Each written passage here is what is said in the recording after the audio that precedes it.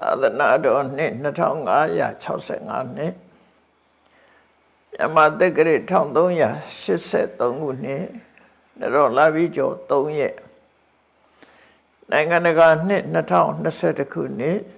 ဒီဇင်ဘာ22ရက်အွန်လိုင်းမှာဟောကြားအပ်သောဓမ္မိကထာတရားဒေသနာဘယ်သူအမှားလဲဒီနေ့ဟောကြားမဲ့သုတ်တံကအတ္တဒန္တသုတ်တံလို့ခေါ်တယ်အတ္တဒန္တဆိုတာဒန္တဆိုတာအပြစ်ဒဏ်လို့ဆိုလိုပေမဲ့လို့အပြစ်ဒဏ်အမှားယွင်းပြုလုပ်ခြင်းကြောင့်ဖြစ်ပေါ်လာတာမို့အတ္တဒန္တရဲ့အဓိပ္ပာယ်ကတော့ကိုယ်အမှားပဲလောကမှာလူတွေဒုက္ခရောက်တာဟာသူများအမှားမဟုတ်ကိုယ်အမှားကြောင့်ဒုက္ခရောက်တယ်အဲ့လိုအဓိပ္ပာယ်ယူလို့ရတယ်ပေါ့ဒါကြောင့်မို့ဒီသုတ်တံကိုနိုင်မှတ်သားပြီးတဲ့အခါမှာဘယ်သူအမှားလဲဆိုတာဆင်ញင်သုံးသပ်ကြည့်ဖို့ဘာအတွက်ဆင်ញင်သုံးသပ်ရမလဲဆိုရင်လောကမှာလူတွေဘေးရန်အနေနဲ့ကြုံကြတယ်ဆင်းရဲဒုက္ခတွေရောက်ကြတယ်အခက်အခဲတွေတွေ့ကြတယ်ပြဿနာမျိုးစုံနဲ့ရင်ဆိုင်ကြရတယ်အဲ့ဒီလိုဖြစ်တာဘယ်သူအမှားလဲကိုယ်ကြောင့်လားသူကြောင့်လားအဲ့ဒါနဲ့ပတ်သက်ပြီးမြတ်စွာဘုရားဟောထားတဲ့အတ္တဒနာသုတ်ကိုနိုင်မှတ်သားပြီးတော့ဆင်ញင်စဉ်းစားဖို့အဖြေထုတ်နိုင်ဖို့ပေါ့နော်အဲ့တော့ဒီသုတ်တံဖြစ်ပေါ်လာခြင်းအကြောင်းကတော့တာကိယနဲ့ကောလိယကြားမှာရောဟိနီဆိုတဲ့မြစ်ခန့်ငယ်ငယ်မြစ်ကလေးပေါ့တခါတည်းရေရှိရေများတယ်တခါရေနေတယ်ဗမာပြည်မှာပြောရင်တော့မူးမြစ်လိုဟာမျိုးပေါ့သိကြီးမားတဲ့မြစ်ကြီးမဟုတ်ဘူးခေငါတို့ယမုနာတို့လိုကြီးတဲ့မြစ်ကြီးတွေမဟုတ်ဘဲနဲ့ချောင်းသာမြစ်မျိုးတွေအဲ့ဒီမြစ်တွေဟာနိုင်ငံအတွက်တိနစိုက်ပျိုးဖို့အတွက်အရေးပါတယ်ပေါ့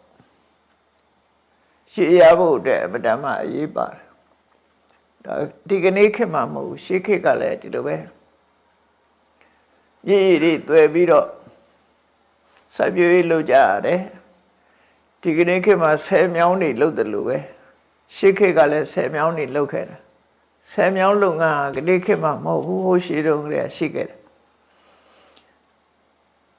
အဲ့တော့ရောဟိနီမြစ်ကနေပြီးတော့လည်းပဲမြောင်းသွဲပြီးတော့စပါးစိုက်ပျိုးတဲ့လုပ်ငန်းတွေကိုနိုင်ငံကအသုံးချနေကြတာဖြစ်တယ်အဲ့လိုနိုင်ငံအသုံးချတဲ့အခါ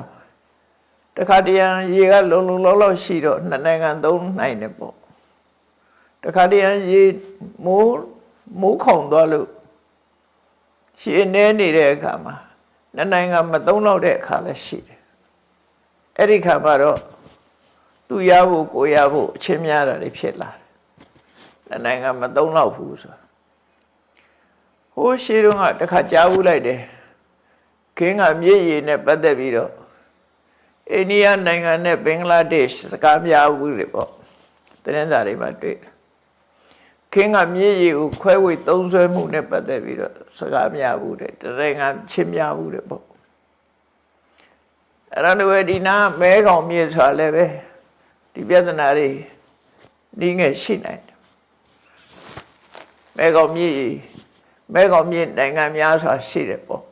မဲကောင်မြစ်စီဝင်တဲ့နိုင်ငံ9နိုင်ငံလောက်ရှိတယ်အဲ့တော့ရေကိုအကယ်၍မဲကောင်မြစ်ကိုဆယ်လုံးမဲ့ဆိုလို့ရှိရင်ဒီနိုင်ငံတွေဟာရေရလို့မှုနဲ့ပတ်သက်ပြီးတော့အသုံးပြုမှုနဲ့ပတ်သက်ပြီးတော့အချင်းများတဲ့အရာရှိလာနိုင်တယ်ပေါ့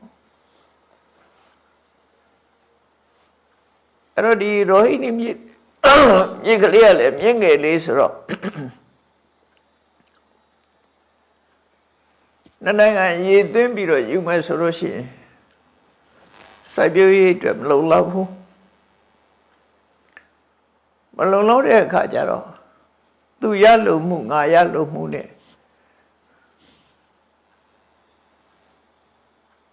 အငင်းပွားလာကြတယ်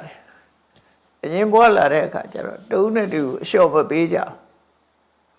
လိုက်လျောမှုမပြုတ်နိုင်တဲ့အခါကျတော့နောက်ဆုံးမှာစစ်ပွဲထီအောင်ရောက်ရှိလာတယ်မြတ်စွာဘုရားလက်ထက်ကလည်းအဲ့လိုပဲဒီတာကိယနဲ့ကောလိယကပိလဝတ်နဲ့ဒေဝဒဟလို့တာကိယနဲ့ကောလိယဆိုတာဆွေတွေမျိုးတွေကြီးပဲအကုန်လုံးရောဟိနီမြေခရီးချာနေတဲ့ဟိုဘက်ကနဲ့ဒီဘက်ကရှင်မြေဒေသတွေကို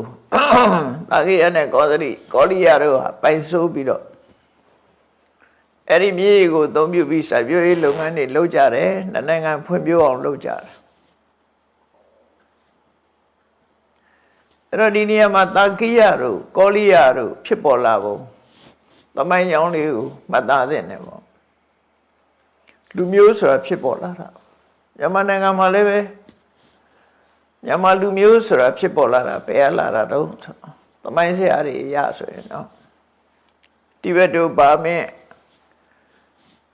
အနွယ်ကနေပြီးတော့မြန်မာဒေသဘက်ကိုဝင်ရောက်လာတဲ့လူမျိုးအုပ်စုကနေပြီးတော့မြန်မာလူမျိုးအုပ်စုဖြစ်လာတယ်ပေါ့အဲ့တော့ပြောပဲဆိုလို့ရှိရင်မြန်မာနိုင်ငံထဲမှာလည်းပဲလူမျိုးအုပ်စုတွေကများတယ်အသီးသီးဝင်ရောက်လာကြတာတွေပေါ့မွန်ဂိုလွိုက်တို့နော်မွန်ခမာအုပ်စုတို့တိဘက်တို့ဗာမင်းတို့လူမျိုးအုပ်စုတွေကမြန်မာနိုင်ငံဒေသတွေကိုဝင်ရောက်လာပြီးတော့ရှေးကြီးရမျက်နှာရရှာရင်ကနေပြီးတော့ဒီကနေ့ခေတ်မြန်မာနိုင်ငံဆိုပြီးတော့ကမ္ဘာမြေပုံထဲမှာစိရင်ဝင်ဖြစ်လာတယ်ပေါ့အဲ့ဒါလိုပဲဟိမဝန္တာတောင်ချီမှာငကိုရောကတော့တော်ကြီးပဲအိန္ဒိယနိုင်ငံလူမျိုးအုပ်စုတွေဟာဟိမဝန္တာတောင်ချီကိုရောက်လာပြီးတော့ရှေးကြီးရမျက်နှာရသို့မဟုတ်ကြောက်တစ်ခုခုကြောင့်ရောက်ရှိလာပြီးတော့အစုလိုက်နေထိုင်ကြတဲ့ဒေသတစ်ခုဖြစ်ရောက်ရှိလာအဲ့တော့တာကိယတကြလူမျိုးတွေရဲ့သမိုင်းဆိုတာဒီကနေ့စီအောင်တကြလူမျိုးဆိုတာဒီဘောနိုင်ငံမှာရှိတယ်ဒီဘောနိုင်ငံကအဓိကလူမျိုးကြီးနှစ်ခုရှိတယ်နေပါဠိလူမျိုးနဲ့နေဝါရီလူမျိုးလို့ခေါ်တယ်နေဝါရီဆိုတဲ့လူမျိုးတွေကတကြလူမျိုးဆိုတာရှိတယ်နေဝါရီလူမျိုးတွေကဘယ်ကဆင်းသက်လာတဲ့ຫນွယ်လဲလို့နေဘောရောက်တော့ကမေးကြည့်တဲ့အခါတိဘက်တို့ဗာမင်းຫນွယ်ဆက်ပြောတယ်သူတို့ဒါကြောင့်မို့ရုပ်တည်းပမာတွေနဲ့တူတယ်နေဝါရီလူမျိုးကပမာရုပ်တိုင်းပဲအကုန်လုံးဘာသာစကားလည်းပဲနေပါဠိနဲ့မတူဘူးနေပါဠိကတော့ကောရခါလူမျိုးပေါ့နော်နေဝါရီလူမျိုးကအဲ့ဒီနိုင်ငံမှာတော့ majority သူကလူမျိုးစုအကောင်းတယ်ဒါပေမဲ့အုပ်စိုးတာနေပါဠိကအုပ်စိုးတယ်ဘယင်ကြတော့အခုတော့ဘယင်စနစ်မရှိတော့ဘူးဒီဘောနိုင်ငံမှာဘယင်ကပျောက်ကွယ်သွားပြီဘယင်စနစ်ဖြတ်သိမ်းလိုက်ပြီဖြတ်သိမ်းလိုက်တော့အခုတော့ရွှေကောက်ပွဲနဲ့မဲနိုင်တဲ့လူကအုပ်စိုးတဲ့အနေအထားပြရောက်သွားပြီပေါ့အဲ့ဒီမှာနေဝါရီလူမျိုးအုပ်စုတွေထဲမှာတကြလူမျိုးဆိုတာတွေ့ခဲ့တယ်သူတို့တတိတသနေတယ်သိမယုံဒါပြင်အဲ့ဒီတကြလူမျိုးတွေဟာဘယ်ချိန်ကဖြစ်လာတာလဲတကြသမိုင်းကိုရှားပွေကြည့်ပဲဆိုရင်တော့ပိဋကစာပေမှာရှိတယ်မြတ်စွာဘုရားကိုယ်တိုင်ဟောခဲ့တာပဲဒီဘုရားကိုယ်တိုင်ဟောတာတော့အမထတုံမှာဟောခဲ့တာရှိတယ်တက္ကရာတွေမှာလည်းပဲဒါရေးတယ်အဲ့ဒီသမိုင်းကြောင်းလေးကို ပြောရမယ်ဆိုလို့ရှိရင်တော့အိန္ဒိယနိုင်ငံမှာမဟာသမတဟိုရှိရခင်တဲ့ဒီစပရိတ်မှာမဟာသမတမင်းဆိုအုပ်စိုးခဲ့တယ်အဲ့ဒီမဟာသမတမင်းအုပ်စိုးတဲ့အချိန်မှာမဟာသမတမင်းရဲ့မျိုးဆက်ဝင်မင်းတွေဟာနှစ်ပေါင်းရှိလျာဆိုဆင်ဆက်အထုတ်လာဒီအုပ်ချုပ်လာခဲ့တဲ့ထဲမှာအဲ့ဒီမဟာသမတမင်းရဲ့သားစဉ်မြေးဆက်ထဲမှာဥက္ကာကဝန္တအောက္ကာကဝန္တအောက္ကာကမျိုးနွယ်ဆိုပြီးတော့မျိုးဆက်တစ်ခုပေါ်လာတယ်အောက္ကာကမျိုးဆက်အဲ့ဒီအောက္ကာကမင်းကလည်းပထမမျိုးဆက်ဒုတိယမျိုးဆက်တတိယမျိုးဆက်လို့သူကလည်း30ရှိတယ်တတိယအောက္ကာကမျိုးဆက်ဘုရင်ဖြစ်သူရောက်လာတယ်တကြသမိုင်းပေါ်ပေါ်ဖို့အတွက်ဒီအခြေခံလာတဲ့သဘောပေါ့နော်သူကတကြဘုရင်တော့မဟုတ်သေးဘူးအဲ့တော့တကြပေါ်ဖို့ရအတွက်ဘယ်အနေပေါက်ဖွာလာတာတော့ဆိုအောက်ကကတတိယမျိုးဆက်အောက်ကကဘုရင်တတိယကျင့်ဦးဆိုတဲ့အောက်ကကဘုရင်ကနေပြီးတော့တကြသမိုင်းကိုစတင်လာတယ်အဲ့ဒီအောက်ကကဘုရင်ကြီးမှာမိဖုရား9ဦးရှိတယ်ဟဋ္ဌာတဲ့စိတ်တာတဲ့ဇန္တုတဲ့သာလိနီတဲ့ဝိတာခာတဲ့ရှေးခေတ်ကအိန္ဒိယမဟာရာဇာတွေမှာခဏခေတ်လည်းရှိတယ်အဲ့ဒါတွေကအိန္ဒိယမဟာရာဇာတွေမှာမိဖုရားတစ်ပါးလည်းရန်ရွေတော့900စီရှိတယ်နန်းတော်တစ်ခုမှဆိုလို့ရှိရင်သူတို့ကအသင်းနဲ့ဖွဲ့နဲ့ဘုရင်မင်းမျိုးတွေကနေကြတော့ဟို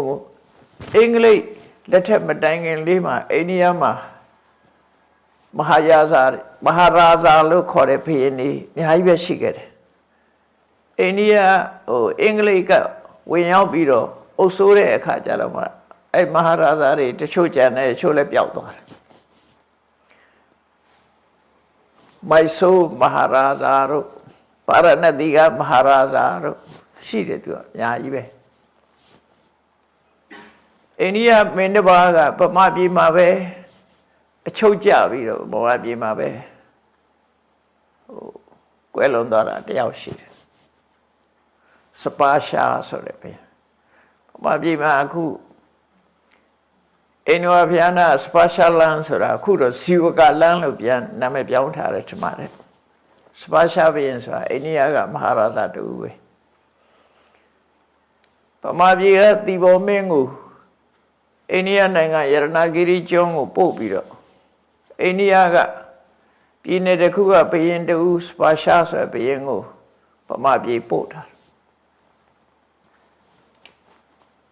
ဟိုရင်ပေါ့အချင်းကြနေချတာပေါ့နော်ခြေကျုံနဲ့ထားတာဘယ်မှသွားလို့မရဘူးအင်္ဂလိပ်ကအဲ့ဒါလိုအုပ်စိုးသွားတဲ့အချိန်မှာအဲ့တော့အဲ့ဒီမဟာရာဇာဆိုတဲ့ဒီဘုရင်ဒီမှာဒီမိဖုရားတွေရှိကြတယ်အဲ့မိဖုရားတွေမှာခေါင်းဆောင်တယောက်မှာဆိုရင်ခြံရံ900ရှိကြတယ်အဲ့လိုတတိယဥက္ကကဘုရင်မှာမိဖုရား9ဦးရှိတယ်9ဦးရှိတော့အကြီးဆုံးမိဖုရားဟဋ္ဌာဆိုတဲ့အကမေတိမိဖုရားကြီးကသား4ယောက်သမီး5ယောက်ထွန်းကားတယ်သားတော်4ပါးသမီးတော်5ပါးထွန်းကားတယ်သားတော်4ပါးကဥက္ကမုခတဲ့ကရကန္တုဟဋ္ဌိနိကတိနိပူရာလို့နာမည်တွေကတော့ခက်ဆန်းဆန်းပေးထားတာပေါ့နော်အဲ့ဒီလိုမင်းသားတွေက၄ယောက်အကြီး4ယောက်ဥက္ကမုခကရကန္တုဟဋ္ဌိနိကတိနိပူရာသမီးတော်က5ပါးပိယတဲ့သုတ်ပိယတဲ့အာနန္ဒာဝ ဝိစိတသေနာလို့တပည့်တော်၅ဦးအကျန်တဲ့မိဖုရားတွေကတော့သာသမီမထွန်း၅ဦးအဲ့တော့အဲ့ဒီမိဖုရားကြီးအကြီးဆုံးမိဖုရားသာသမီထွန်းကားတဲ့9ယောက်ဝေးဖွားတယ်ဘုရင်ဆိုတာဒီအမျိုးသမီးငယ်တွေကိုလည်းမိဖုရားမြောက်တတ်တယ်နောက်ပိုင်းကျအဲ့တော့ခန့်ငယ်ငယ်အမျိုးသမီးတယောက်ကိုအောက်ကဘုရင်ကြီးကမိဖုရားမြောက်တယ်ဘုရင်ကအသက်ကြီးပြီးမိဖုရားကခန့်ငယ်ငယ်အဲ့ဒီမိဖုရားကသားတော်တစ်ပါးမွေးဖွားတယ်ဇန္တုတဲ့သူ့နာမည်အဲ့ဒီဇန္တုဆိုတဲ့သားကလေးမွေးဖွားလာပြီးတဲ့နောက်မှာထိုင်နိုင်စကားပြောရတဲ့အရွယ်ပြောတတ်စအရွယ်လေးမှာမိဖုရားကတရားဆင်ပြီးဘုရင်ကြီးကိုလာပြတယ်သားတော်လေးဆိုပြီးတော့လာပြဘုရင်ကြီးကလည်းအသက်လဲရလာပြီသားကြီးသမီးကြီးရှိတော်လည်းပဲဒီအငယ်ဆုံးမိဖုရားရဲ့သားလေးကိုသူကပို့ချစ်လာပို့ချစ်တော့ဗာပြောလိုက်တော့ဆိုရင်သူ့ကိုဆုပေးမယ်ဆုချမယ်တို့ချင်းနဲ့ဆုတောင်းလို့ပြောတော့မိဖုရားကရှင်ထဲမှာမှတ်ထားလိုက်တယ်သူလိုချင်တဲ့ဆုတောင်းလို့ပြောတာဆိုငါလိုချင်တဲ့ဆုခုချိန်တော့မဖော်သေးဘူးကလေးရွယ်ရောက်မှဖော်မယ်ဆိုပြီးလိုချင်တဲ့ဆုနောက်တော့တောင်းမှမယ်ဆိုပြီးနေလိုက်တာနောက်မင်းသားလေးလည်းအရွယ်ရောက်လာရောမိဖုရားကဘာဆုတောင်းလို့ဆိုသူ့သားလေးကိုအိမ်ရှိမင်းလောင်းဖြစ်အိမ်ရှိမင်းသားဖြစ်ခံအမှုတောင်းဆိုလာခဲ့အိမ်ရှိမင်းသားဆိုတာဒီဘုရင်မရှိရင်နောက်တစ်ခါဆက်ခံမဲ့လူကိုဒီပြဿနာဖြစ်လာအဲ့တော့ဟိုမှာမင်းသားကြီးတွေရှိနေဒီမင်းသားလေးကိုအိမ်ရှိမင်းခံရမယ်ဆိုတော့ဘုရင်ကြီးအနေနဲ့ပဲလွယ်ပါမလို့နော်အဲ့တော့ဒီဆုတော့မပေးနိုင်ဘူးလို့ဆိုတဲ့အခါမိဖုရားငယ်ကဘုရင်ဆိုတာပြောပြီးတဲ့ဂတိတီးရမှာပေါ့တောင်းနေတာတောင်းလို့ပြောလို့သူလဲတောင်းတာပေါ့သူတောင်းတာကိုမပေးနိုင်မဲနဲ့ဘာလို့ပြောရသလဲဘုရင်ဆိုတာမုဒ္ဒဝါဒမကျွလွန်ရဘူးဂရိသစ္စာတီးရတယ်နဲ့ဘုရင်ကြီးကိုအကျတ်ဆိုင်အောင်အကျက်ကင်တာပေါ့နော်ချက်ကင်တော့ဘုရင်ကြီးကစဉ်းစားတယ်ငါမှသားတော်ကြီးတွေမင်းသားကြီးတွေရွယ်ရောက်နေတာရှိတယ်ဗမာပြည်မှာလည်းအဲ့ပြဿနာဖြစ်တယ်တရားမင်းတို့မင်းကြီးလက်ထက်မှာပြဿနာကြီးကျယ်ဖြစ်တာပဲအဲ့ဒါမင်းတို့မင်းကြီးကညီတော်ကနောင်မင်းသားနဲ့ထိနှံ့ရအောင်သူတို့တိုက်ပွဲဝင်ကြရတာအဲတိုက်ပွဲဝင်တဲ့ထဲမှာအထူးကဥဆောင်ပြီးတော့ခေါင်းဆောင်ပြီးတိုက်တာကနောင်ကတိုက်တာတိုက်တော့သူတို့အာဏာရတဲ့အခါမင်းတို့မင်းကကနောင်မင်းသားကိုအိမ်ရှိခန့်လိုက်ရတာအိမ်ရှိခန့်လိုက်တဲ့အခါသားကြီးသမီးကြီးတွေသားတော်ကြီးတွေကပေါ်ပေါက်လာပေါ်လာတော့ဟိုကနောင်မင်းကလည်းသူ့သားတော်တွေရှိတယ်အကယ်၍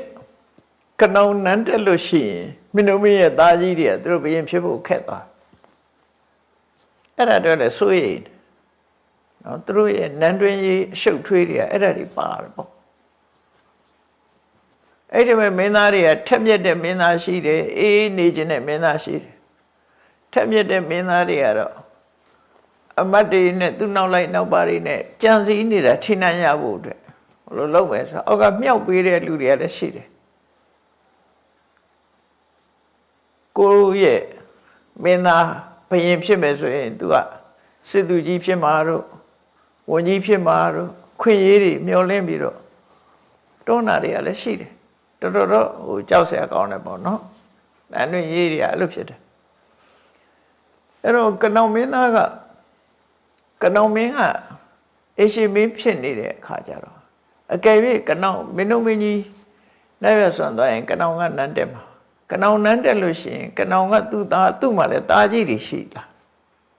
ထက်မြက်တဲ့သားတွေရှိလာတော့မင်းတို့မင်းရဲ့သားကြီးတွေက သူတို့ဘယင်မဖြစ်ရမှာဆိုတော့အဲ့ဒီမဲ့မြင်းကုန်းမင်းသားနဲ့မင်းကုန်းမင်းသားနဲ့မြင်းကုန်းတိုင်ညီကိုနှစ်ယောက်မြင်းကုန်းနဲ့မြင်းကုန်းတိုင်ဒါမျိုးတွေရဲ့နာမည်နဲ့သူတို့မျိုးစားပေးထားတာပေါ့နော်မြင်းကုန်းမင်းသားနဲ့မြင်းကုန်းတိုင်မင်းသားတို့ဟာကနောင်မင်းသားကိုလုံးကြံမှုတပ်ပစ်ဖို့သူတို့ကကြိုးစားလာသည်အထိဖြစ်လာကနောင်မင်းသားကိုရှင်းမယ်ပေါ့ရှင်းပြလိုက်မယ်ပေါ့တော့ရှင်းပြလိုက်မယ်ဆိုတော့ကနောင်မင်းသားလည်းသူ့ခြံရံနဲ့ရှိတာဆိုတော့ရှင်းလင်းမှုဆိုခက်တယ်သူအဆောင်နေနေအဲ့ဘာလို့တုံးဆိုတော့ကြမ်းဖန်ပြီးတော့ကနောင်မင်းသားနာဓာတ်နဲ့ရောက်ဖို့သူတို့ကြံကြတယ်ညီကိုနှစ်ယောက်တယောက်နဲ့တယောက်တလွယ်တွေနဲ့ရံဖြစ်တဲ့ပုံစံမျိုးလုပ်တယ်ကနောင်မင်းသားစီ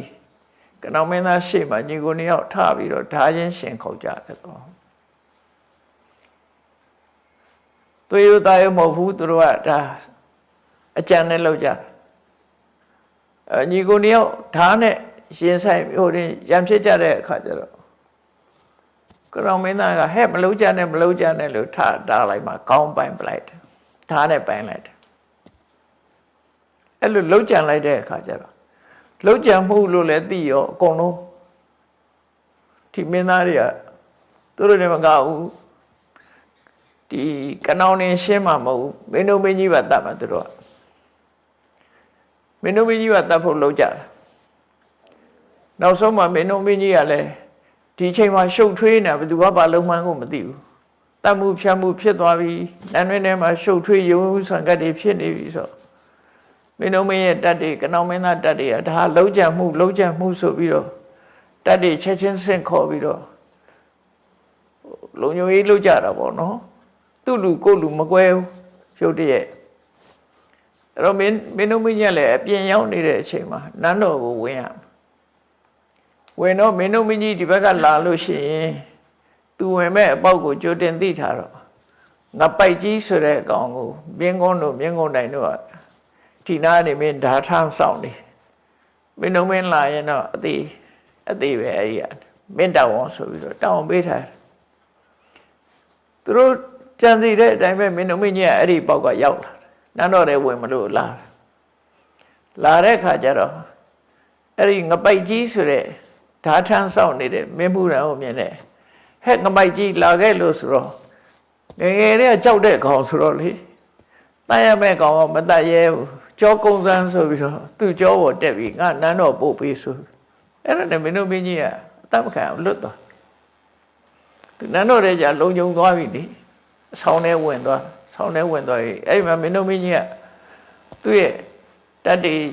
ကိုရံတော်တတ်တွေနဲ့ပြန်ပြီးတော့ခုခံအတော်လုံးယူရတယ်နဲ့တူတယ်ရုပ်တရက်တော့မပြီးဘူးနောက်ဆုံးမှာတက်ကူတွေရောက်လာတဲ့အခါကျတော့မြင်းကုန်းတိုင်တို့ထွက်ပြေးသွားကြတာသူတို့ရှုံးပြီးတော့ထွက်ပြေးသွားကြသူတို့လက်ချက်ဆိုတာနောက်တော့ပေါ်လာတော့ထွက်ပြေးသွားကြဘယ်တယောက်ထွက်ပြေးတော့ဆိုရင်အဲ့ဒီတော့အောက်ဘက်မှာပြေးရအင်္ဂလိပ်အုပ်တာအင်္ဂလိပ်နယ်တဲ့ထွက်ပြေးကြနောက်တစ်ခါ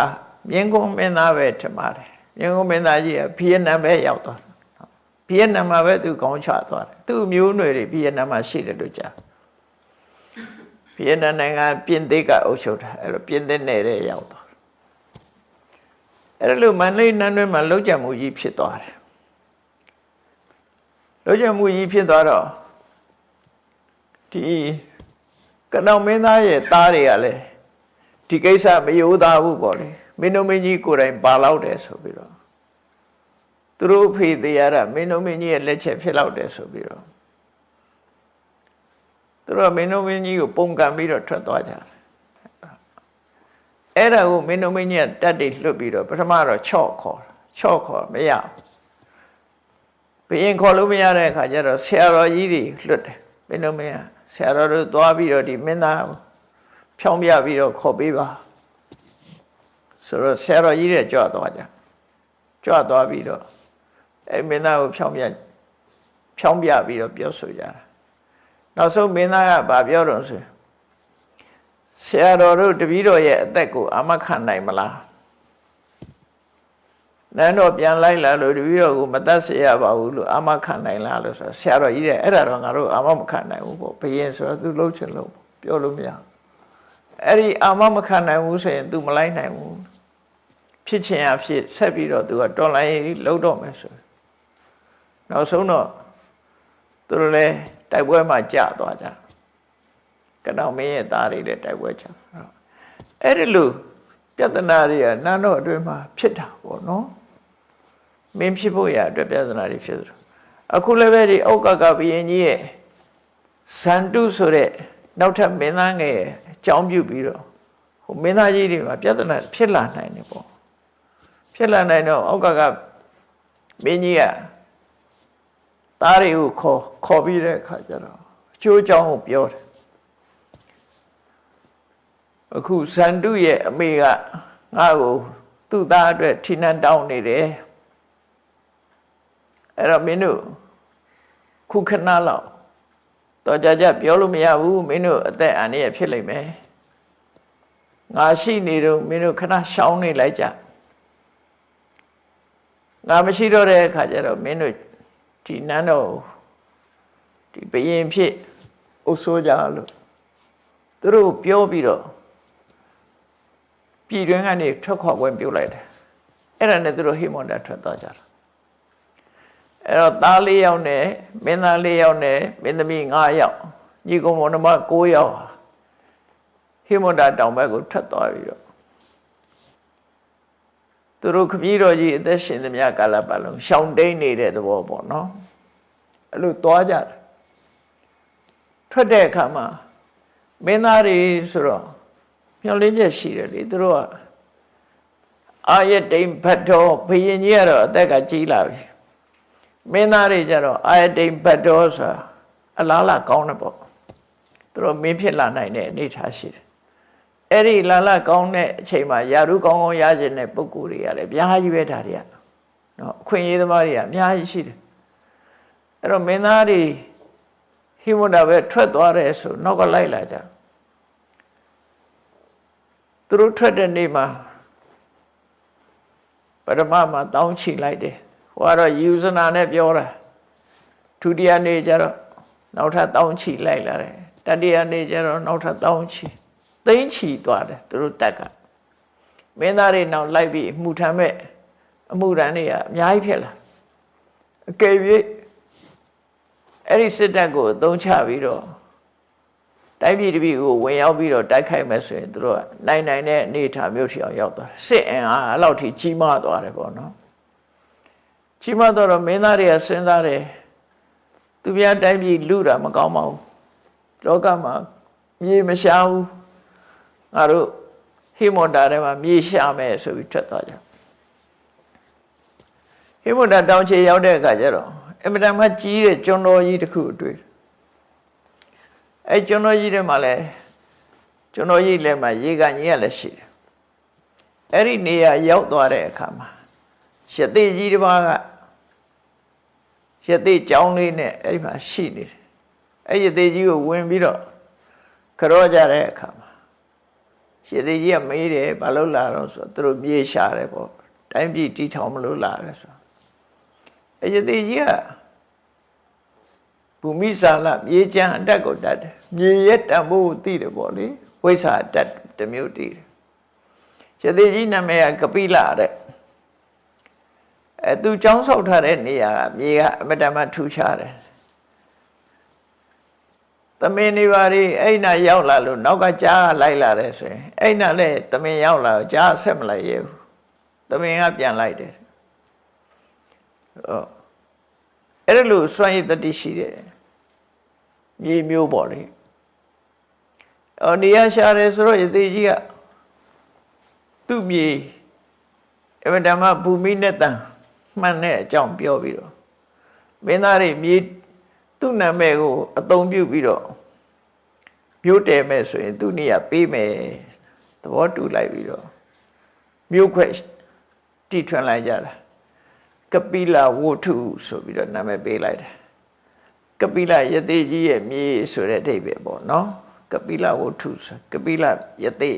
ရဲ့မြေအဲ့ဒီပုံမှာတည်လိုက်တယ်မြို့တည်လိုက်ကြအဲ့တော့မင်းသား၄ယောက်အမနဲ့နမတော်တွေနဲ့၅ယောက်အလုံးမင်းကြီးမင်းသား9ယောက်အချီးဆုံးကဘယင်းလုပ်ပြီးတော့အဲ့တော့ဘယင်းဆိုတာထင်းနန်း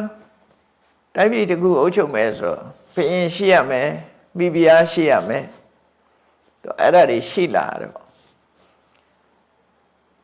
အဲ့တော့တခြားမျိုးသမီးတွေရှိတော့လည်းပဲသူတို့လည်းအရွယ်တွေကရောက်နေကြတော့မင်းကြီးမင်းသားတွေဟာအိမ်တော်မဲ့ပါလာတဲ့အမတ်ကြီးတွေကစီမံကြတာပေါ့နော်စီမံကြပြီးမင်းသားတွေကိုလျှောက်တယ်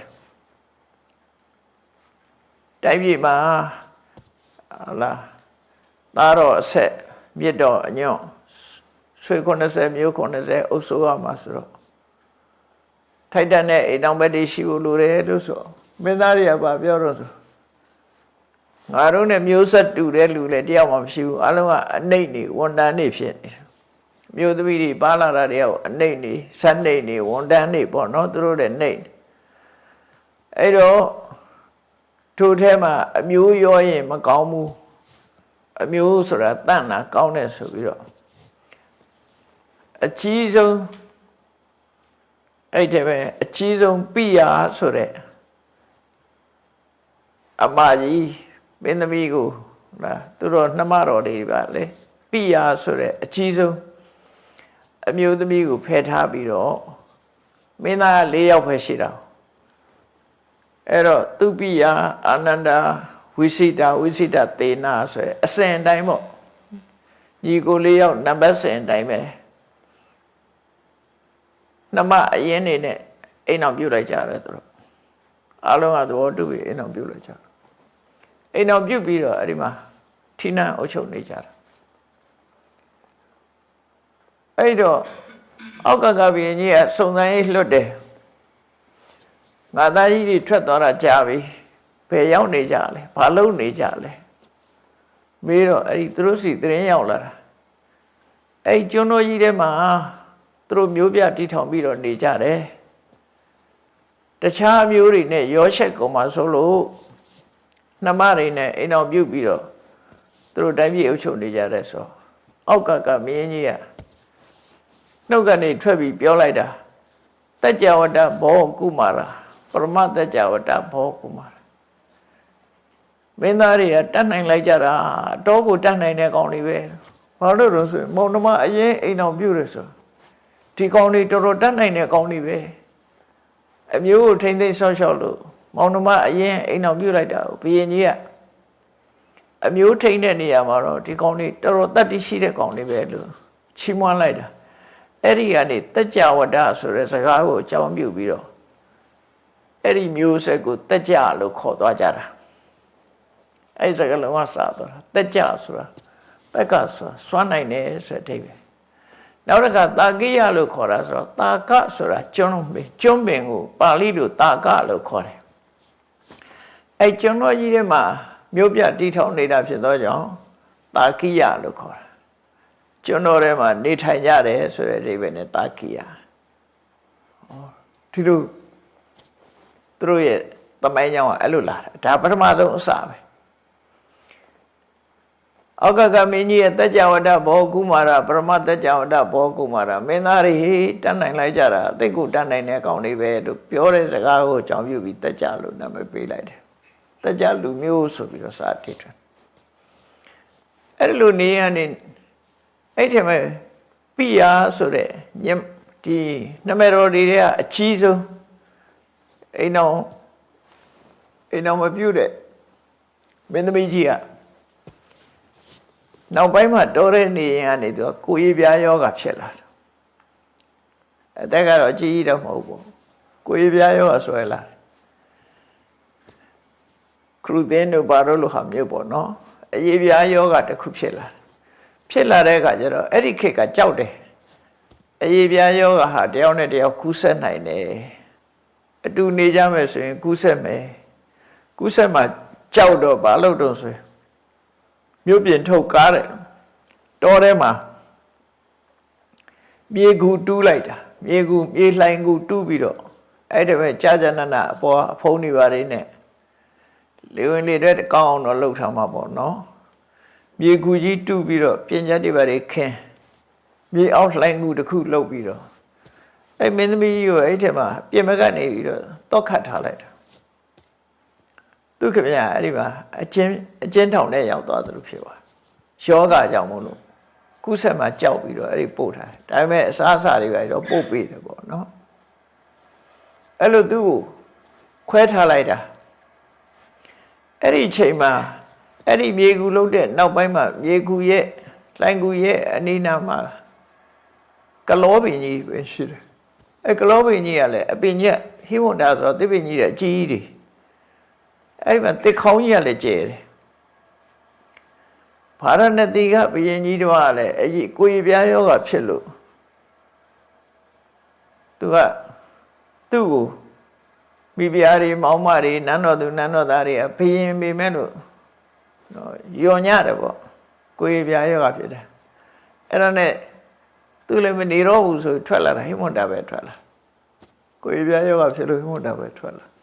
အဲ့ကလောကောင်းကြီးတွေ့တဲ့အခါသူကအဲ့ထဲမှာတကားတွေပဲတက်ပြီးတော့အဲ့ထဲမှာနေတာတစ်ခေါင်းထဲမှာအောင်းတဲ့လူသားတယောက်ဖြစ်လာအဲ့ထဲမှာနေပြီးတော့တောထဲမှာရှိတဲ့တတိတိရွက်ညကြလို့ရှိရင်ကြာဟိန်းတန်တို့ချင်းသေးဟောက်တန်တွေနားထောင်ပြီးတော့အဲ့ဒီဘက်ကိုသွားပြီးတော့ချင်းသေးတွေရဲ့စားခြင်းတို့ကြားတို့စားခြင်းတွေကြားတွေကတတ်စားလာပြီးတော့ကုံစားမတော်ဘူးကြံတာတွေရှိတယ်ပေါ့နော်အဲ့ဒီချင်းသေးစားတဲ့စားခြင်းတွေကြားစားတဲ့ခြံလေးကိုတွားယူတယ်သူကတွားယူပြီးတော့အဲ့ကလောကောင်းထဲမှာထားပြီးတော့မီးနဲ့กินပြီးတော့အဲ့ဒါနဲ့စားနေတာအဲ့လိုစားပြီးတော့ကလောပင်နဲ့လည်းနေတာဖြစ်တယ်ကလောခေါက်တွေကလောရွက်တွေလည်းသူစားတယ်စားတဲ့ခါကျတော့သူ့ရဲ့ကိုယ်ပြားယောဂပျောက်သွားတယ်အလွှာလောကွာချပြီးတော့ကိုယ်ပြားပဂရီလိုဖြစ်သွားတယ်ယောဂပျောက်သွားတယ်အဲ့လိုယောဂပျောက်သွားတဲ့အခါကျတော့တရက်မှာနားဆွင့်ပြီးနေတဲ့အချိန်မှာအမျိုးသမီးအော်တန်တဲ့ခါကြားလိုက်တယ်သူကခါတိုင်းတော့မကြားဘူး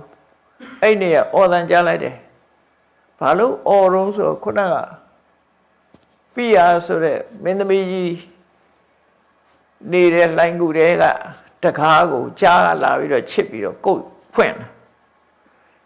အဲ့ဒီမှာကြောက်ပြီးတော့အော်လိုက်တာလူတန်းကြားလိုက်တာအညာအော်တန်ကြားတယ်ဘယ်ဘက်ကဆိုသူမှတ်ထားပြီမနေ့ကျတော့အဲ့သွားကြည့်တော့ခုနကလိုင်ကူထဲမှာထဲထားခြင်းခံရတဲ့အမျိုးသမီးကိုသွားတွေ့နောက်ဆုံးမှာသူလည်းကိုယ်ရည်ပြားရောရှိတယ်အဲ့တော့ဒီကိုယ်ရည်ပြားရောဆေးကိုသူကုပေးမယ်ဆိုပြီးတော့သူနေတဲ့နေရာခေါ်သွားလိုက်တာတကားဖွင့်ပြီးတော့ခေါ်သွားပြီးကလောကောင်းထဲမှာနေတယ်ခုနသူစားတဲ့ဆေးတွေကျွေးတော့အမင်းသမီးကြီးကလည်းယောဂပျောက်သွားတယ်အဲ့တော့သူတို့နှစ်ယောက်အိမ်အောင်ဖက်လိုက်တာသားသမီး32ယောက်မွေးတဲ့နော်ကောလိယဆိုတာအဲ့ဒီကလောပင်မှာ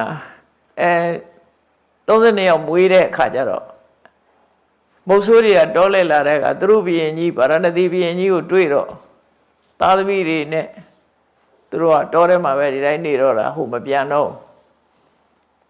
ဗာရဏသီကလာတဲ့မုတ်ဆိုးကတွေ့တဲ့အခါကျတော့အကျိုးကြောင့်သိသွားတယ်သိတော့ဗာရဏသီပြန်မှုမင်းကြီးကိုရှောက်တဲ့နဲ့ကမင်းကြီးကမပြန်တော့ဘူးငါဒီမှာပဲနေတော့မယ်ဆိုအဲ့ဒါနဲ့ကလောပင်ကြီးကိုလှဲပြီးတော့အဲ့ဒီနေရာမှာမြို့ပြတိတာသူအဲ့ဒါကောလိယဆိုဖြစ်သွားအဲ့တော့အဖေဘက်ကဟိုအမျိုးတွေကတာကိယဒီဘက်ကကောလိယဆိုပြီးတော့ဖြစ်သွားတော့တိတ်တော့အနိကကြည့်တော့မဟုတ်ဘူးအဲ့ကြားထဲမှာခုနရောဟိနီမြေချားမယ်ပေါ့အဲ့လိုဟိမဝန္တာတောင်ကြီးမှာမြို့ပြနှစ်ခုဟာတဖြည်းဖြည်းနဲ့တီထောင်ပြီးသွားတယ်အဲ့ဒီမှာဖျား မြတ်စွာဘုရားရဲ့ဆွေတော်မျိုးတော်အနေနဲ့ပြောမယ်ဆိုလို့ရှိရင်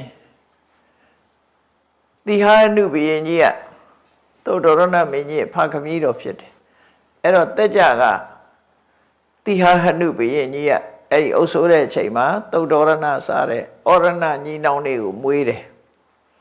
နောက်ခုနကောလိယမျိုးဆက်ကဘယ်တော့မာယာတို့မဟာပဇာဝတိကောရမီတို့မွေးတယ်အဲ့လိုမဟာပဇာဝတိကောရမီတို့ပြီးဘယ်တော့မာယာတို့ကအဲ့ဒီကောလိယမျိုးသူတွေသုတ္တရဏဘုရင်ကြီးကကပိလဝမြို့သားသူတို့အပြန်လန်းအိမ်အောင်ပြုကြတယ်နောက်ပိုင်းကျတော့အဲ့ဒီသုတ္တရဏမင်းကြီးနဲ့ကောလိယမြို့သူမင်းသမီးမဟာမာယာမဟာပဇာဝတိခောရမီအဲ့ဒီမဟာမာယာတို့နဲ့အိမ်အောင်ဖက်တဲ့အခါမှာဖះလောင်းတော်သိတ္တထမင်းသားကိုမွေးဖွားတယ်လို့ဒါတေကဝိမင်းရဲ့တာကဝင်းသမိုင်းကအဲ့လိုလာတာဟုတ်နော်တကြသမိုင်းကအဲ့လိုလာပြီးတော့တာကဝိမင်းမျိုးဆိုတာထင်းနေရှားရှားဖြစ်ပေါ်ပြီးတော့လာခဲ့တယ်သုတ္တရဏထီအောင်မင်းဆက်ကနဲမဲ့တော့မဟုတ်ဘူးပေါ့နော်မင်းဆက်တွေမြောင်များစွာအဲ့ဒီသုတ္တရဏမင်းဆက်ရှောက်တဲ့အခါကျတော့ခုနရောဟိနီမြစ်ရှေရလုံမှုနဲ့ပတ်သက်ပြီးတော့တာကိယနဲ့ကောလိယနှစ်ပြည်တော်ချားမှာအချင်းများကြတယ်ရှေရလုံမှုနဲ့အချင်းများပြီးတော့စစ်တိုက်ကြဖို့စစ်ပြင်းနေကြတယ်ဟိုဘက်ဒီဘက်ရှေ့သိမ့်ပိုက်ကြမယ်ရေးအတင်းယူကြမယ်ဆိုပြီးတော့ရှေ့ကစစ်တက်တယ်ဆိုတော့သိတဲ့အတိုင်းပဲလေးများတွေပါတယ်ဓာတ်တွေလှမ်းနေတဲ့တိုင်မှာပေါ့အဲ့ဒါလို့ဖြစ်တဲ့အခါမှာမြတ်စွာဘုရားသိတော့ရှုပ်တဲ့မြတ်စွာဘုရားကြွလာလိုက်တယ်စစ်တိုက်ခါနေနေမှာမြတ်စွာဘုရားရောက်လာတာရောက်လာပြီးတော့တနိုင်ငံစัจ जा ရောဟိနီမြစ်ပေါ်မှာမြတ်စွာဘုရားကောင်းကင်ယံကနေပြီးတော့သူတို့တရားဟောတယ်နားလည်အောင်ပြောတယ်ပေါ့စစ်မဖြစ်အောင်ဟန်တာပေးတာဉာဏ်ဉာဏ်ရေးတရားဟောတယ်အချင်းများကြဖို့ဒီဖန္နနာဇတ်ကိုလည်းအဲ့ဒီမှာဟောတယ်ငုံလေးရဲ့သမင်းကိုလည်းဟောတယ်နောက်ဖီလုံးငယ်ငယ်အကြောင်းကိုလည်းအဲ့ဒီမှာဟောတယ်အချင်းများရင်ပျက်စီးနိုင်တယ်ဆိုတဲ့အကြောင်းဟောပြီးတော့သုတ်တန်အနေနဲ့ဒီအတ္တဒါနသုတ်ကိုအဲ့ဒီမှာဟောတာအဲ့ဒီအတ္တဒါနသုတ်ကိုဟောတဲ့အချိန်မှာဟိုဘက်ကလည်းပဲမြတ်စွာဘုရားစကားနားထောင်ပြီးတော့လက်နဲ့တွေချပြီးတော့မြတ်စွာဘုရားဟောတာကိုနားဆွင့်နေတာကိယတွေကလည်းတယုတ်တသေးနားထောင်ကြတယ်ကောလိယတွေကလည်းတယုတ်တသေးနားထောင်ကြတယ်အဲ့ဒီလိုနှစ်နိုင်ငံစစ်တိုက်မဲ့အလေကြားမှာမြတ်စွာဘုရားရောက်လာပြီးတော့ဟောတဲ့သုတ်တန်တရားဟာအတ္တထန္တာဆိုတဲ့သုတ်တန်တရားပဲဖြစ်တယ်ပေါ့အတ္တထန္တာဆိုတာကိုလုပ်ခဲ့တဲ့အမှားဒါကြောင့်မို့ဘု து အမှားလဲအခုလိုဒုက္ခတွေလူလောကမှာအစင်မပြေမှုတွေဒုက္ခတွေကြုံကြတယ်ရာဇဝမှုတွေသိကြတယ်ဘေးဒုက္ခပြောဆုံးရင်ဆိုင်ကြရတယ်ဒါတွေကဘု து အမှားလဲဆိုတာကိုမြတ်စွာဘုရားထောက်ပြပြီးတော့ဒီသုတ်တံဟောတာနော်အဲ့သုတ်တံဟာဂါထာပုဒ်ပေါင်း20ရှိတယ်20ရှိတော့တရတဲ့နဲ့တော့မပြီးဘူးသုတ်တံရဲ့အဓိပ္ပာယ်ကလည်းခက်ခဲတယ်အဲ့ဒီသုတ်တံလေးကိုစပြီးတော့မှတ်သားကြည့်ကြရအောင်မြတ်စွာဘုရားဟောတဲ့စကားလုံးနဲ့ကတော့တာကိယမင်းနဲ့ကောလိယမင်းနှစ်ဦးလုံးကိုညီညွတ်စိတ်ဆက်ဖို့အတွက်တော်ဝဆက်ဆက်ပြီးတော့ဟောတာအတ္တထန္တာဘယံသတံဒီစကားလေးကစကားလုံးလေးကတူတူလေးပဲဘယံသတံဘေးအန္တရာယ်ဖြစ်လာတယ်ဘေးအန္တရာယ်ဟာအကြောင်းမရှိဘဲနဲ့ဖြစ်တာဥပမာမဲ့လူတယောက်ဖမ်းခံရတယ်ထောင်သွင်းခြင်းကြခံရတယ်ဟ ပစ္စည်းတွေအသိမ်းခံရတယ်လူတယောက်ကြုံတွေ့တဲ့ဘေးရန်အနေနဲ့ရာဇဝတ်သားအသက်ခံရတယ်ဒါတွေဟာကြုံရတဲ့ဘေးရန်တွေဟာတော့သူဖြစ်လာတာမဟုတ်ဘူးအမှားတစ်ခုခုကြောင့်ဖြစ်လာကြတာလေအမှားတစ်ခုခုကြောင့်ဖြစ်လာဆိုပါစို့လူတယောက်ဟာရာဇဝတ်မှုတစ်ခုကျွလွန်တယ်ကျွလွန်တော့ဖမ်းခံရတယ်ဖမ်းခံရပြီးတော့ဖမ်းခံရတယ်ထောင်ထဲမှာနှိပ်စက်ခံရတယ်တချို့ကျတော့သေဒဏ်ပေးခံရတယ်တချို့ကျတော့ပစ္စည်းတွေသိမ်းခံရတယ်ရှေးတုန်းကလည်းပဲဒီလိုပဲဒီဘုရင်တွေကအပြစ်ဒဏ်ချမှတ်တယ်ပေါ့အဲ့လိုလူတွေခိုးမှုဝဲမှုကျူးလွန်ပြီးဆိုလို့ရှိရင်တော့ကိုလုပ်တဲ့အမှားအတွက်ခံကြရတယ်အဲ့ဒါကိုမြတ်စွာဘုရားကအတ္တထန္တာဘယံစာတံလောကမှာဘေးဒုက္ခတွေဖြစ်လာတာဟာအတ္တထန္တာကိုလုပ်ခဲ့တဲ့အမှားတစ်ခုကြောင့်ပဲထန္တာလို့ဆိုတာဒီနေရာမှာထန္တာလို့သုံးတာဘာတုံးလို့ဆိုတော့ထန္တာဆိုတာတဲ့ဒုစရိုက်လုပ်ငန်းပေါ့ကိုလုပ်လိုက်တဲ့မှားယွင်းတဲ့အလုပ်တစ်ခုအဲ့ဒါကိုဒီနေရာမှာထန္တာလို့ဆိုတာအပြစ်ထံပေါ့နော်ကိုကျူးလွန်ခဲ့တဲ့အပြစ်ထံကိုကျူးလွန်ခဲ့တဲ့အပြစ်ထံကြောင့်လောကလူသားတွေကဘေးရန်တွေကြုံတတ်ကြတယ်ဒါရာဇဝမှုကျွလွန်တဲ့သူတွေနဲ့ပတ်သက်ပြီးတော့ပြောတဲ့စကားပေါ့နော်လောကမှာကြုံတွေ့ရတဲ့ဘေးရန်အန္တရာယ်တွေဟာတဲ့အတ္တထန္တာကိုယ်အမှားကြောင့်ပဲဖြစ်တယ်ကိုလှုပ်လို့မလှုပ်တဲ့လူတွေမခံရဘူးလေရာဇဝမှုကျွလွန်ပြီဆိုရင်အဲ့ဒီကျွလွန်တဲ့ပြစ်မှုပြစ်ဒဏ်တွေခံရတယ်အဲ့ဒါဟာအတ္တထန္တာဘယံစတံလောကရဲ့သဘာဝကိုပြောပြတာစနံပတ္တထမေရကံသို့တော်လည်းလူတွေဟာကိုလို့တဲ့ပြစ်မှုကိုခံကြရတယ်ဆိုပေမဲ့လို့လူတွေဟာတဦးနဲ့တူမတည့်ကြဘူးတဲ့အချင်းများနေကြတယ်ရံဖြစ်ကြတယ်ဆဲကြတယ်ဆိုကြတယ်တောစုနဲ့တူတိုက်ကြတယ်ခိုက်ကြတယ်မေရကအငင်းငုံနေဖြစ်နေကြတယ်ဒီလိုဘေးရန်အနေကြတဲ့ကအေးချမ်းချမ်းနေကြလားဆိုမနေကြဘူးရံဖြစ်နေကြတယ်နော်ရံဖြစ်နေကြအဲ့ဒီရံဖြစ်နေတဲ့လူတွေကိုချိချစမ်းပါတဲ့မြတ်စွာဘုရားကမင်းလိုက်ဝေမင်းနေနဲ့ကောလိယမင်းတွေကိုပြောပြတာလောကမှာဒီဘေးရန်အနေဖြစ်တယ်ဆိုတာကိုကျွလွန်ခဲ့တဲ့အမှားကြောင့်ဖြစ်တာအဲ့ဒီအမှားကြောင့်အမှားကျွလွန်ထားတဲ့အပြင်မှာလူတွေကြည့်လိုက်စမ်းတယောက်နဲ့တယောက်မတည့်ကြဘူးဒီကြားထဲမှာရံဖြစ်နေကြသေးတယ်အခုလည်းရေအတွက်ညှင်းခုန်ပြီးတော့ရံဖြစ်နေကြတာလေအဲ့ဒါတွေကိုမင်းတို့သေသေးချာချာစဉ်းစားကြည့်တဲ့တံဝေခံကိတ္တိတာမိယထာတံဝိစိတံမယတံဝေခံကိတ္တိတာမိဆိုအဲ့လိုလူတွေဟာအေးချမ်းစွာမနေကြဘဲနဲ့တယောက်နဲ့တယောက်ရံဖြစ်နေတာစိတ်ပြက်စရာကောင်းတယ်။မဝေကားဆိုတာစိတ်ပြက်စရာကြီးပဲ။ညီငွေ့စရာကောင်း။ယထာတံဝေစိတမယငါတော့တော်စိတ်ပြက်တယ်ပေါ့။ငါကိုယ်တိုင်စိတ်ပြက်တယ်။အချင်းချင်းညီညွတ်ညွတ်နေကြမဲ့အစားအခုလိုရံဖြစ်နေတာစိတ်ပြက်ဖို့ကောင်းတယ်ပေါ့။အဲ့ဒီစိတ်ပြက်ဖို့ကောင်းတယ်ဆိုတဲ့အကြောင်းနဲ့ပတ်သက်ပြီးတော့ငါမင်းတို့ကိုရှင်းပြမယ်။တိုက်ဝေမင်းနဲ့ကောဒီယာမင်းတွေကိုအကုန်လုံးကရှင်းပြမယ်ဆိုပြီးတော့ဒီဒါစကားချိလိုက်တာရှင်းပြမယ်ဆိုပြီးဒုတိယကထာမှာမြတ်စွာဘုရားပါဟောတော့ဖန္ဒမန္နံပဇံဒိဋ္ဌဝမစ္စေအဘောရကေယထာတိတထင်ရှားတဲ့ဥပမာပေးလိုက်တာရှည်တွေကတဖြည်းဖြည်းယောနေသွားလို့ရှည်မရှိတော့လောက်အောင်ဖြစ်သွားတဲ့အိုင်ထဲကငါးတွေဟာတစ်ဖြတ်ဖြတ်နဲ့ထိငါးတွေကတုံလုံးခြောက်ချနေကြတယ်နော်ငါးတွေကရှည်ဆိုတဲ့ပုံခွေရမရှိတော့တဲ့အခါမှာငါးတွေကတစ်ဖြတ်ဖြတ်ငှက်တွေကလည်းဝိုင်းလာကြပြီနော်ဖြိုင်းတွေကလည်းဝိုင်းလာကြပြီတခြားငှက်တွေကလည်းဝိုင်းလာကြပြီအဲ့ဒီရှည်မရှိတော့အကာအကွယ်မဲ့တဲ့ငါးတွေကိုဖမ်းယူစားတော့နေကြတယ်အဲ့ဒီငါးတွေဟာတစ်ဖြတ်ဖြတ်နဲ့တုံလှုပ်နေကြသလိုပဲတော့ငါးဆိုကုန်းမော်တင်လိုက်ဖလက်ဖလက်ဖြစ်နေတာပဲလေအဲ့ဒါပျော်လို့ခုန်တာမဟုတ်ဘူးလူတွေကတော့ကပျော်လို့ခုန်နေကြတာငရဲကြသွားလို့ရှိရင်ပူလို့ခုန်တာအဲ့ဒါပျော်လို့ခုန်တယ်မှတ်တယ်ဟိုမိတ်တဝိနကဆိုတဲ့ကောင်အဲ့လိုဟာမျိုးဖြစ်တာပေါ့ လူတယောက်ကခေါင်းမှာတင်တုံးဆက်ကြီးကခေါင်းပေါ်မှာလဲနေတော့သွေးရဲတန်ရဲဖြစ်နေတာသူကအမေစော်ကားပြီးလာတဲ့ကောင်ဆိုတော့အဲ့ဒီငရဲသားကိုတွေးတဲ့ခါကျသူကထင်တယ်ဟာ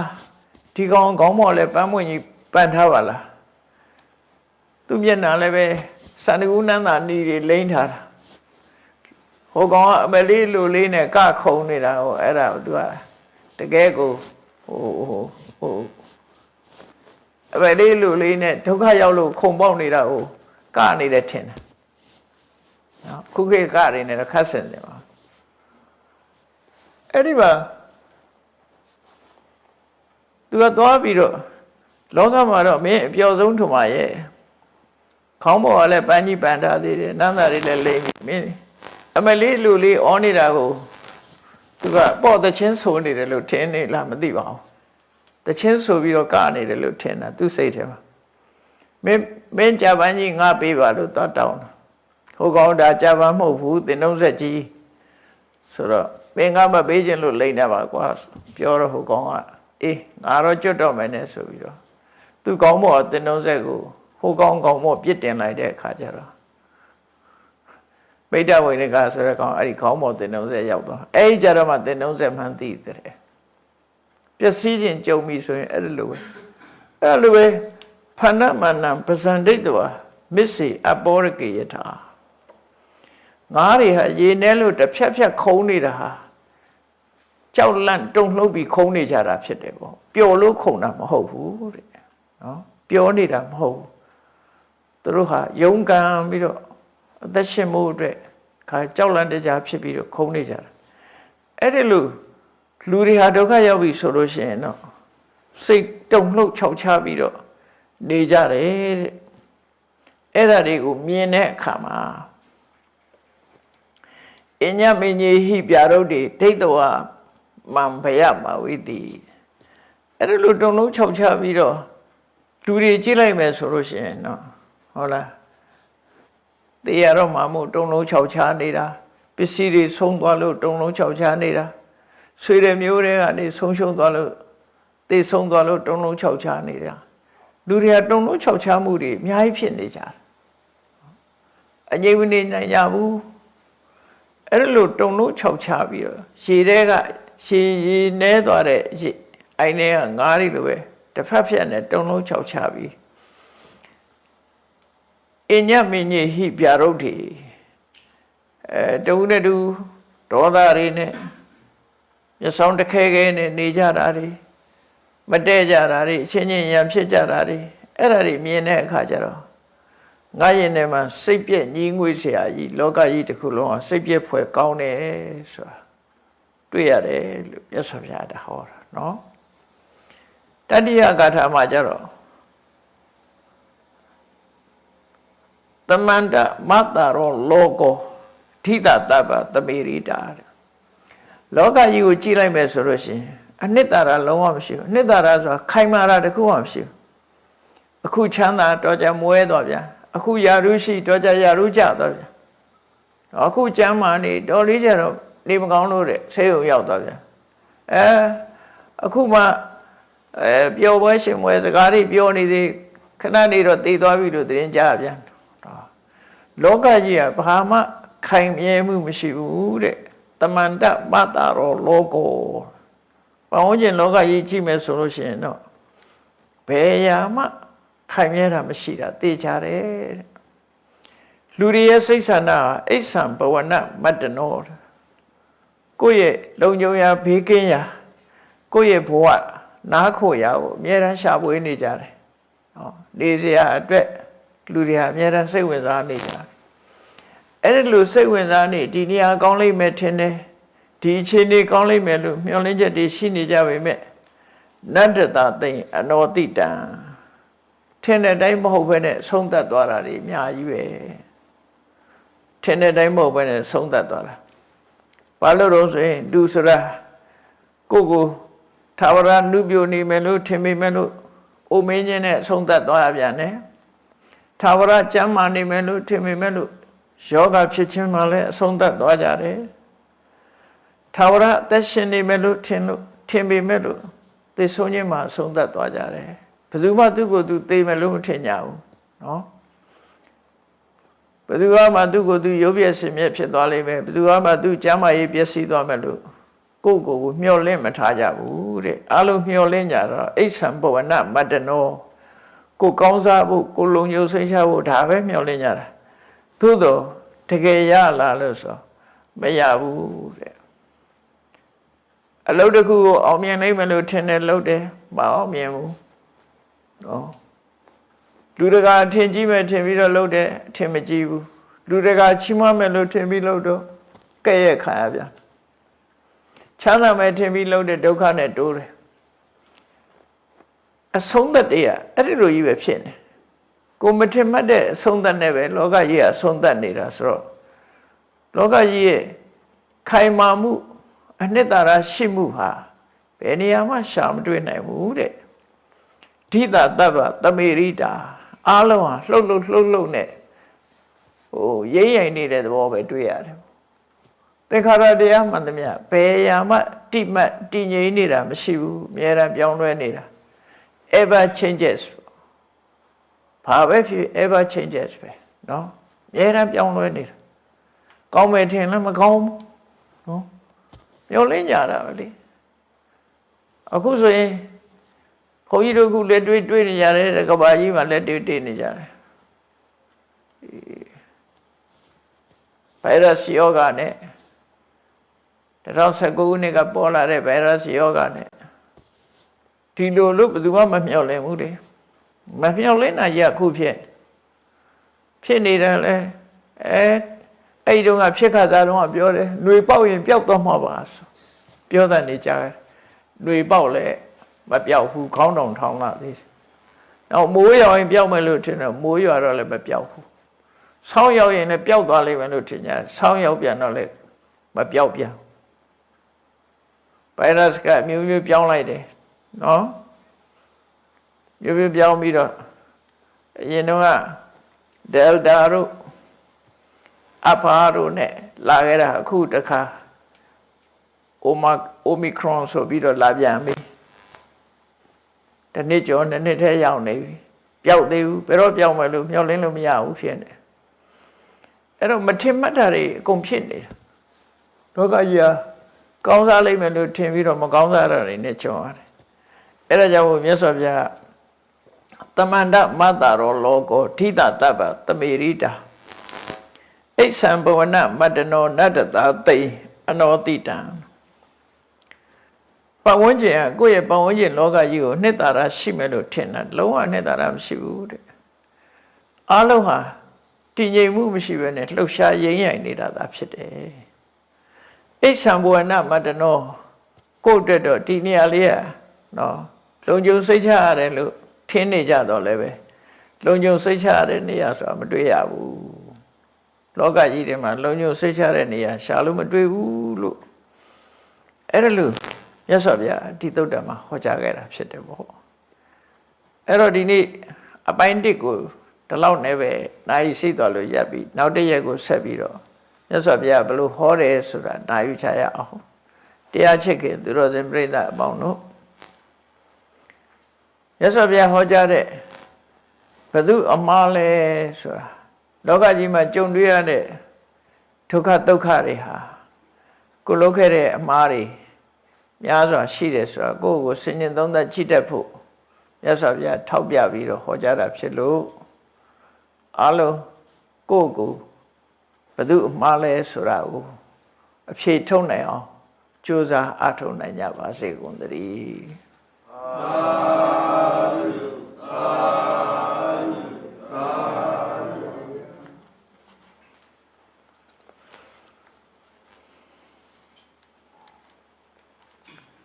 ရှိစေချအောင်ကဲအရှင်ဖေယဘုရားတပည့်တော်တို့သည်ဓမ္မအသိဉာဏ်ရရှိမှသာလျှင်နိဗ္ဗာန်ချမ်းသာကိုမျက်မှောက်ပြုနိုင်ပါသောကြောင့်ဓမ္မအသိဉာဏ်ရရှိစေရန်ရှိတန်ကြလျက် ဓမ္မသဘင်ဆင်ရင်ကျင့်ပါပြုလုပ်ကြ၍အမတဒါနဓမ္မဒါနတရားလှူတော်ကိုပေးလူကြပါကုန်၏တရားတော်မြတ်ကိုယုတိလေးမြတ်စွာမမတ်သားသာအာယုန်ထားလျက်နာကြားကြပါကုန်၏တရားတော်မြတ်ကိုတတ္တဗဝုထုအစုစုတို့ဖြင့်ပူဇော်ကြပါကုန်၏ယနေ့ယခုအာထုပ်ပြုလုပ်ကြရသောဤကောင်းမှုဤကုသိုလ်စုစုသည်နိဗ္ဗာန်ချမ်းသာ၏အကြောင်းထောက်ပံ့ဖြစ်ပါစေတည်းဤကောင်းမှုဤအဖို့ဘာကကိုအမိအဖအဖိုးအဖွာဆရာသမားတို့အားကုသိုလ်အမြတ်ဝေငှပါကုန်၏32ဘုံချင်းဒီကုန်သောလုံးစုံများစွာ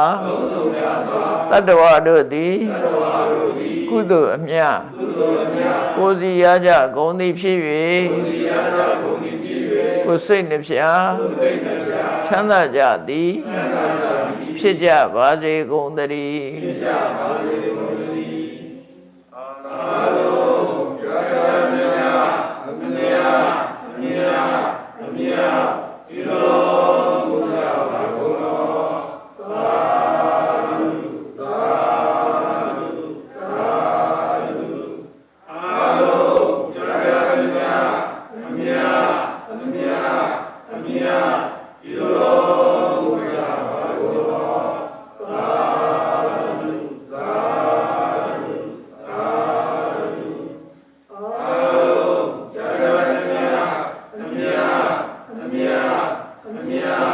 You know